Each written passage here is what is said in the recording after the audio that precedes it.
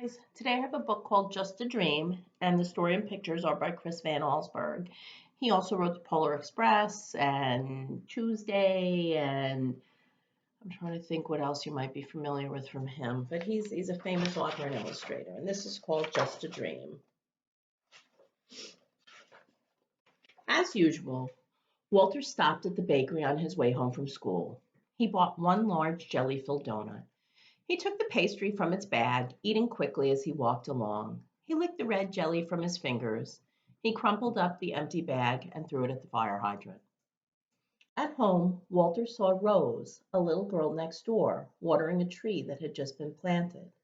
"It's my birthday present," she said proudly. Walter couldn't understand why anyone would want a tree for a present.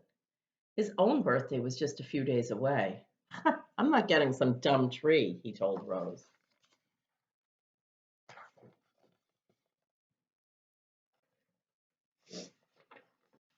After dinner, Walter took out the trash.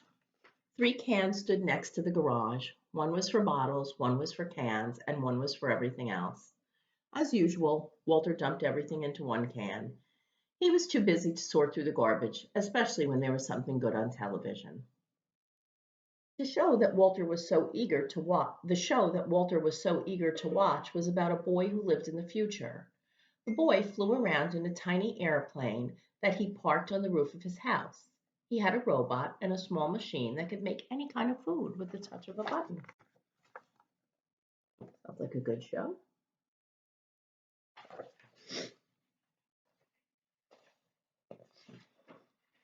Walter went to bed, wishing he lived in the future. He couldn't wait to have his own tiny plane, a robot to take out the trash, a machine that could make jelly donuts by the thousands. When he fell asleep, his wish came true.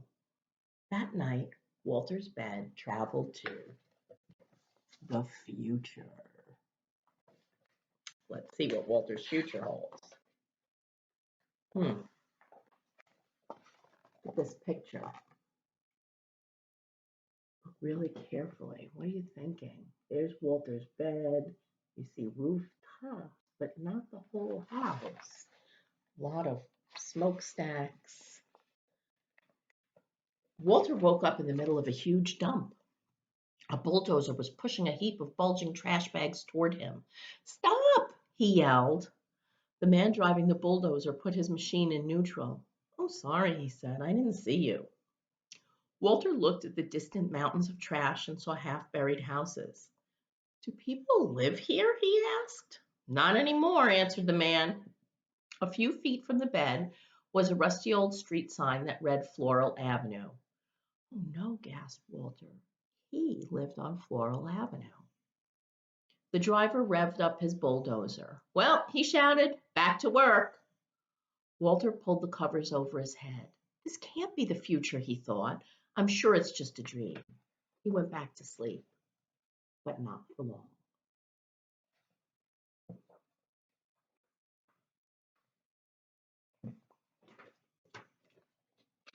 Oops, I got off of it. Yeah. Oh my goodness, that's straight. Holy mackerel. Here we go. Having a tough time today with these read alouds, guys. Phones ringing and things happening. Walter peered over the edge of the bed, which was caught in the branches of a tall tree. Down below, he could see two men carrying a large saw. "Hello," Walter called out. "Hello to you," they shouted back. "You aren't going to cut down this tree, are you?" asked Walter. But the woodcutters didn't answer. They took off their jackets, rolled up their sleeves, and got to work. Back and forth they pushed the saw, slicing through the trunk of Walter's tree. You must need this tree for something important," Walter called down. "Oh, yes, very important." Walter noticed the lettering on the woodcutter's jackets. He could just make out the words, "Quality Toothpick Company." Walter sighed and slid back under the blankets until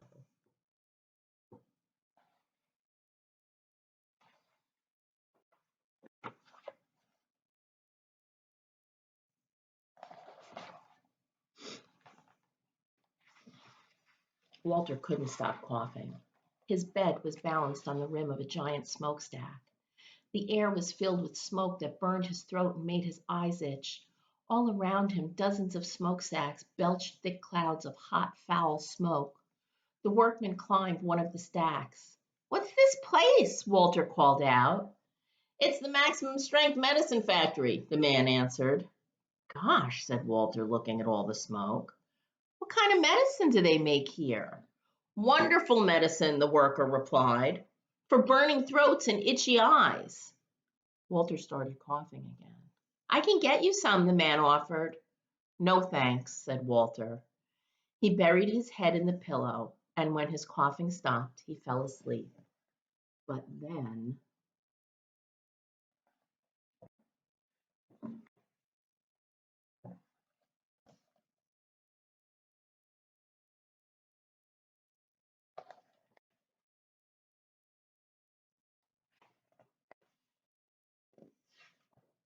snowflakes fell on Walter.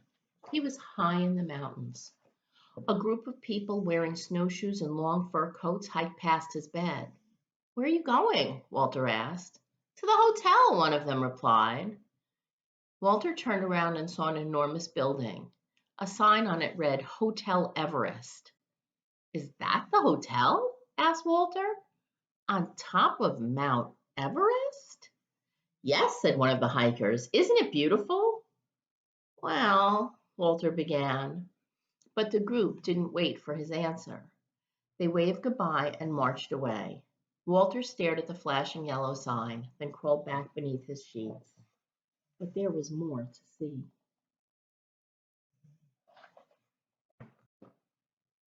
Are you noticing how this character may be undergoing a change of mind and thinking?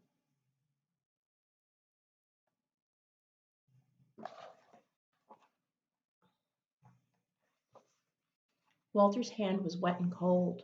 When he opened his eyes, he found himself floating on the open sea, drifting toward a fishing boat. The men on the boat were laughing and dancing. "Ship ahoy!" Walter shouted. The fisherman waved to him. "What's the celebration for?" he asked. "We've just caught a fish," one of them yelled back. "Our second one this week." They held up their small fish for Walter to see. "Aren't you supposed to throw the little ones back?" Walter asked. But the fishermen didn't hear him. They were busy singing and dancing. Walter turned away. Soon the rocking of the bed put him to sleep, but only for a moment.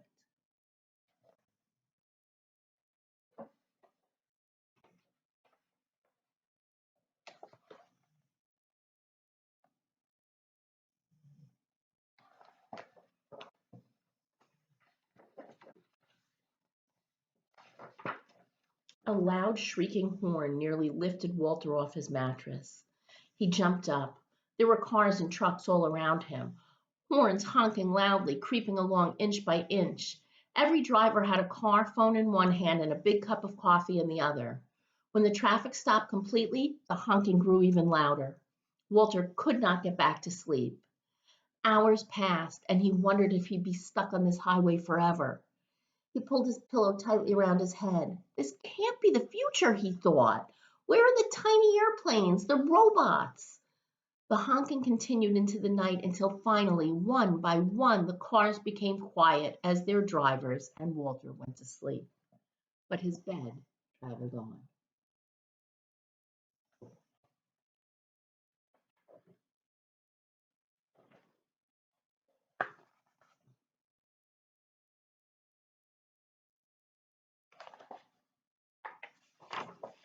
Walter looked up. A horse stood straight over his bed, staring directly at him. In the saddle was a woman wearing cowboy clothes. "My horse likes you," she said. "Good," replied Walter, who wondered where he ended up this time. All he could see was a dull yellow haze.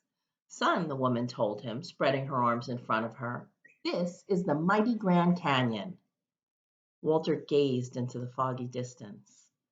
"Of course," she went on, "with all this smog, no one's gotten a good look at it in years." The woman offered to sell Walter some postcards that showed the canyon in the old days. "They're real pretty," she said. But he couldn't look. "It's just a dream," he told himself. "I know I'll wake up soon, back in my room." but he didn't.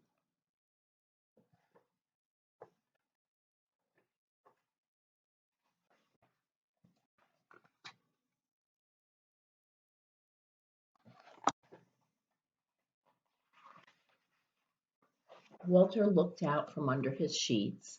His bed was flying through the night sky. A flock of ducks passed overhead. One of them landed on the bed, and to Walter's surprise, he began to speak. "I hope you don't mind," the bird said, "if I take a short rest here."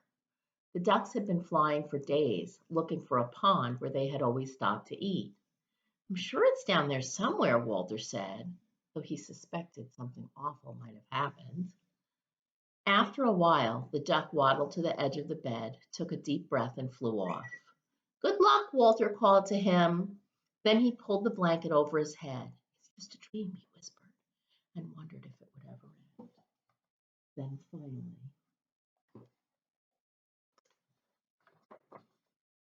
Walter's bed returned to the present.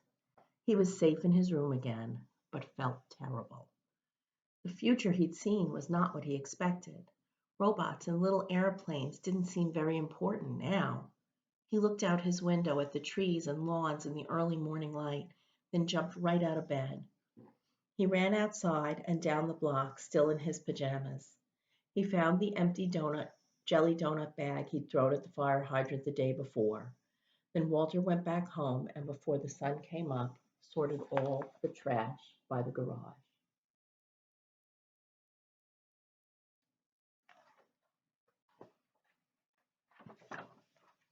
A few days later, on Walter's birthday, all his friends came over for cake and ice cream. They loved his new toys, the laser gun set, electric yo-yo, and inflatable dinosaurs. "My best present," Walter told them, "is outside." Then he showed them the gift he'd picked out that morning, a tree. After the party, Walter and his dad planted the birthday present. When he went to bed, Walter looked out his window. He could see his tree and the tree Rose had planted on her birthday. He liked the way they looked side by side. Then he went to sleep, but not for long, because that night Walter's bed took him away again.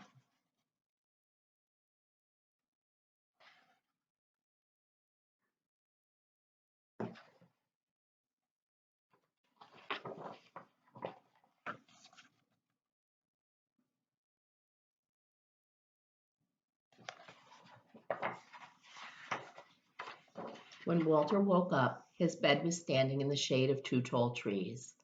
The sky was blue. Laundry hanging from a clothesline flapped in the breeze. A man pushed an old motorless lawnmower. "This isn't the future," thought Walter. "It's the past." "Good morning," the man said. "You found a nice place to sleep." "Yes, I have," Walter agreed. There was something very peaceful about the huge trees next to his bed. The man looked up at the rustling leaves. "My great-grandmother planted one of these trees," he said, "when she was a little girl." Walter looked up at the leaves, too, and realized where his bed had taken him. This was the future after all, a different kind of future. There were still no robots or tiny airplanes. There weren't even any clothes dryers or gas-powered lawnmowers. Walter lay back and smiled. "I like it here," he told the man, then drifted off to sleep in the shade of two giant trees, the trees he and Rose had planted so many years ago. So clearly you can see that the character of Walter changes a great deal in that story. At the beginning, he doesn't care about the earth or the environment, and by the end of it, his dream leads him to realize what his mistakes were. I hope you realize that you are just like Walter. You can make a difference in how the world is.